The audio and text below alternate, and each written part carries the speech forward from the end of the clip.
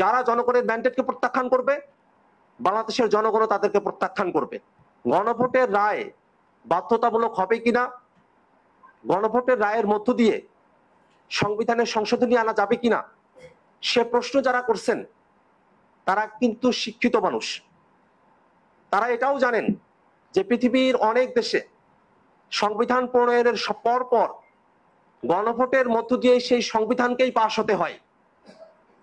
যদি সেই গণভোটে সংবিধান পাশ না হয় তাহলে সেটা সংবিধান হিসেবেই গৃহীত হয় না।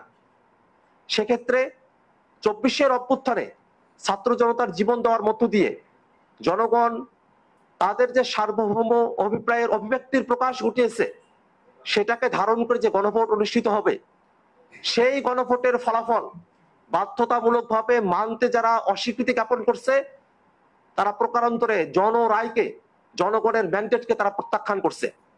এবং যারা জনগণের ম্যান্ডেটকে প্রত্যাখ্যান করবে, বাংলাদেশের জনগণও তাদেরকে প্রত্যাখ্যান করবে। আমরা স্পষ্টভাবে অন্তর্বর্তীকালীন সরকারের কাছে আহ্বান জানাতে চাই, জুলাই জাতীয় সনদ সংবিধান সংস্কার যে আদেশ জারি করা হয়েছে অনেকগুলো জায়গাতে অস্পষ্টতা রয়ে গেছে। সংস্কারকে ভাগ করে ফেলা হয়েছে সরকারের মর্জি মতো এবং সংস্কারের বিষয়বস্তুগুলোকে রাজনৈতিক দলের আওতাধীন করে ফেলা হয়েছে তাদের মতিগতির উপরে, তাদের অভিরুচির উপরে।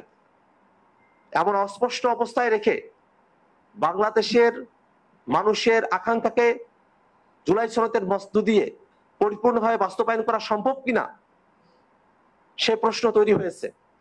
আমরা সরকারের কাছে আহ্বান রাখবো, সরকার অতি দ্রুত জুলাই সনদ বাস্তবায়নের যে আদেশ তার অস্পষ্টতাগুলো দূরীকরণ করবে এবং রাজনৈতিক দলগুলো জনগণের রায়কে মেনে নিয়ে এই বাংলাদেশে যেন শান্তিপূর্ণভাবে জনগণের অংশগ্রহণমূলক একটি নির্বাচন অনুষ্ঠিত হয়, সে রাস্তায় সকলে মিলে হাঁটবে, কোনো বিঘ্ন তৈরি করবে না।